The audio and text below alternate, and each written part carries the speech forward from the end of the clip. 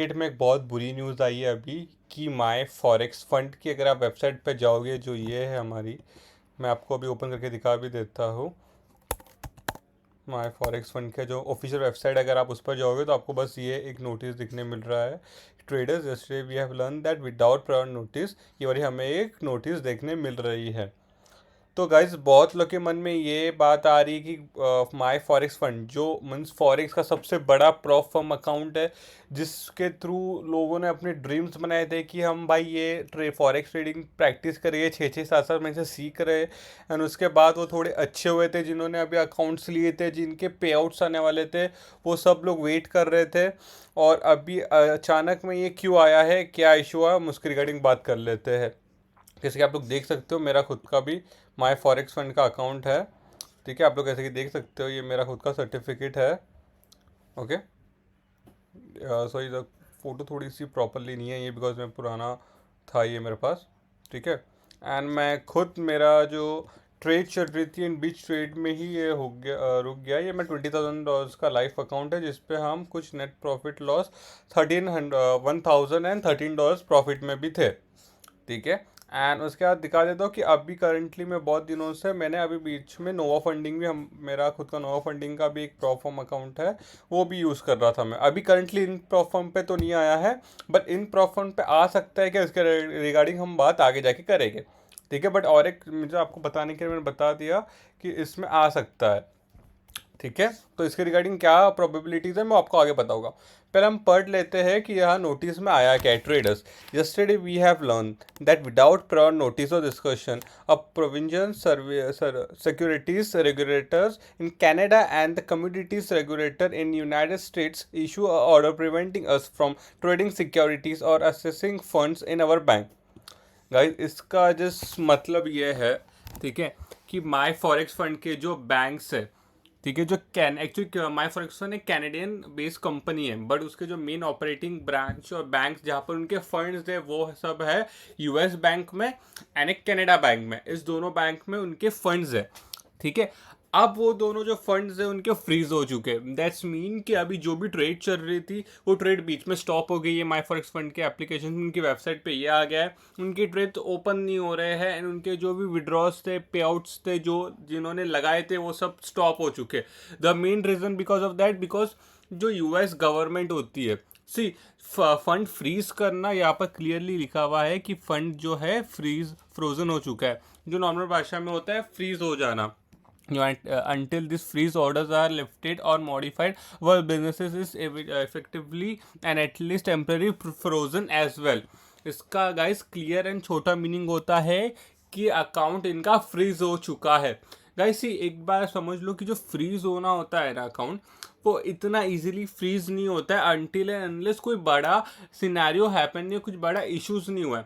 ठीक है, because US government के थ्रू एक इनका अकाउंट फ्रीज हुआ, मतलब ये बहुत बड़े स्केल पे थे। माय फॉरेक्स फंड गाइस एक लेजिट था, एक लीगल था, जो आपको प्रॉपरली पे आउट्स एवरीथिंग देते गाइस। मेरे पर्सनली मैंने पे आउट्स लिए हुए हैं, कोई इशू नहीं है। ठीक है, मेरे बहुत कॉन्टैक्ट पर्सन है जो मेरा फॉरेक्स ट्रेडिंग्स का जो ग्रुप से जो ट्रेडर्स मेरे ट्रेड्स करते हैं, उन सबको ही मैंने देखा है। बहुत लोगों ने फंड्स लिए, इवेंचुअली 8-10,000 डॉलर्स तक के फंड्स भी लिए गए माय फॉरेक्स फंड से, जो प्रॉपरली आपको मिले हैं।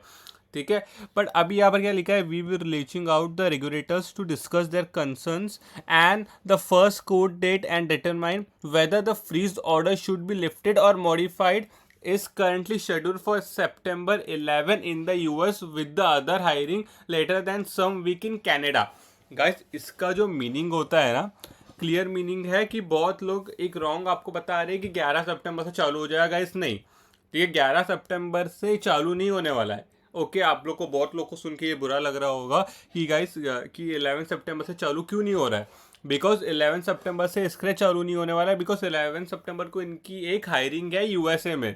ठीक है, एंड उसके बाद वो एक और एक हायरिंग है जो कनाडा में। आप चांसेस है कि 11 सितंबर के बाद आपको कुछ इनका जो वेबसाइट है वो चालू होते हुए दिख जाए, इनके कस्टमर के ऐसा कुछ आपको दिख जाए। बट जो मेन है अकाउंट फ्रीज जो हुआ हुआ है आपके ट्रेड्स, तो 11 सितंबर से चालू नहीं होने वाले हैं। ठीक है, वाई, बिकॉज इनकी उसके कुछ हफ्तों बाद कनाडा में एक हायरिंग है। ठीक है, अब कनाडा में हायरिंग खत्म होने के बाद आपकी जो नेक्स्ट हायरिंग होगी, जो कनाडा में जो आएगा, जो मीन जो फाइनल इश्यूज है, फाइनल जो डेट आएगी, बिकॉज उस कनाडा के बाद भी थोड़े बहुत हायरिंग चलती जाएगी। इतना इजीली किसी यूएसए में ये मैटर गया है, बहुत बड़ी चीज़ पे गया है, नॉर्मल इतना जल्दी तो नहीं होगा। तो कुछ महीने तो गाइस जाने वाला है, एटलीस्ट 1 मंथ तो आप कम से कम पकड़ लो कि आपका ट्रेड्स चालू होने के प्रोबेबिलिटी तो 50-50 में 100% नहीं बोल सकता, ठीक है, क्योंकि हमें अभी कोई फर्दर नोटिस अभी तक आई नहीं है। बट तो भी मेरे थोड़े बहुत माई फॉरेक्स फंड के जो इंडियन जो फंड्स अलाउट करते हैं उनसे थोड़े बहुत अंदर के कॉन्टैक्ट्स थे, जो मैंने उनसे कॉन्टैक्ट करने का ट्राई किया। तो उनके थ्रू ये है कि अब भी एटलीस्ट जब तक कनाडा की हायरिंग कंप्लीट नहीं हो जाती तब तक ट्रेड्स तो चालू नहीं होने वाले।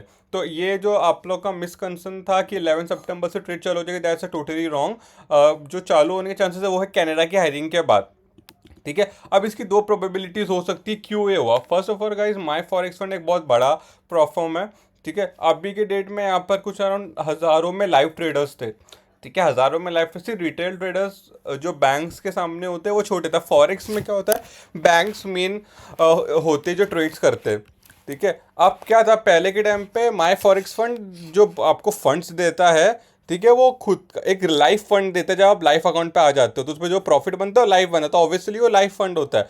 तो बहुत ट्रेडर्स है जो 1-1 लाख 3-3 लाख, बहुत हज़ारों में ट्रेडर्स है। तो इसका मतलब मिलियंस में फंड्स के थ्रू ट्रेडिंग हो रही थी माई फॉरेक्स फंड से।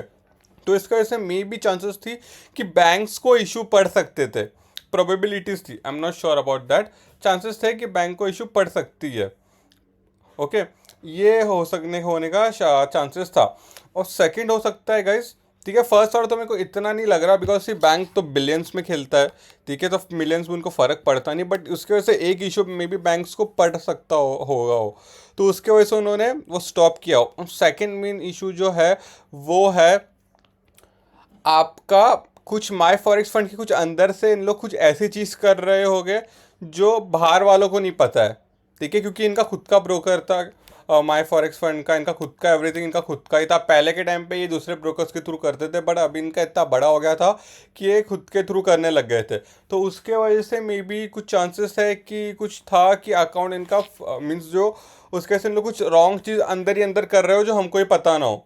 तो उसके वजह से बैंक से किए, बिकॉज सी गाइस, फ्रीज जो फंड फ्रीज होते हैं ना, इनके मिलियंस ऑफ डॉलर्स में फंड फ्रीज हुआ है, मिलियंस ऑफ डॉलर्स में। हम समझ सकते हैं मिलियन को छोटा अमाउंट नहीं होता है, ठीक है, बहुत बड़े अमाउंट में इनका फंड फ्रीज हुए हुए, ठीक है।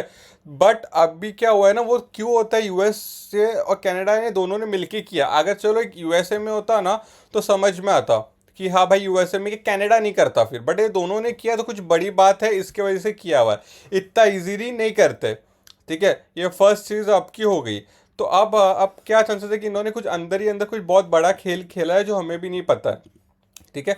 तो अभी हम 11 सितंबर तक वेट कर सकते हैं, बट गाइस मेरे हिसाब से जितने मुझे अंदर से बात पता चली है कि 11 सितंबर से पहले, सॉरी, जब तक कनाडा की हायरिंग नहीं होती है उसके बाद ही आप ट्रेड्स कर पाओगे, और वो भी अभी इनके फेवर में आता है तो, वरना तो भी चांसेस कम है। बट 11 सितंबर से जो आपको बता रहे हैं लोग कि 11 सितंबर से ट्रेड चालू हो जाएगी, वो सब नहीं होने वाला है। जब तक कनाडा की हायरिंग नहीं हो जाती है तब तक आपके ट्रेड्स आप नहीं कर सकते, आप पे आउट्स एंड एवरीथिंग वो सब नहीं कर सकते, ठीक है। कनाडा की हायरिंग के बाद हम आगे देखेंगे। अभी 11 सितंबर को जो भी आने वाला है, मीन जो भी कोड देता है उसके रिगार्डिंग भी हमें चेक करना होगा। इसी अगर माई फॉरेक्स फंड जैसी जितनी जो सबसे प्रॉप फॉर्म इंडस्ट्री की सबसे बड़ी कंपनी है, अगर उसके ऊपर ये इशू आया है, ठीक है, तो बहुत बड़ी बात है प्रॉप फॉर्म इंडस्ट्री के ऊपर, ठीक है, क्योंकि माई फॉरेक्स फंड सबसे लीडिंग में था, सबसे बिगेस्ट ब्रांड था और नंबर 1 ब्रांड था।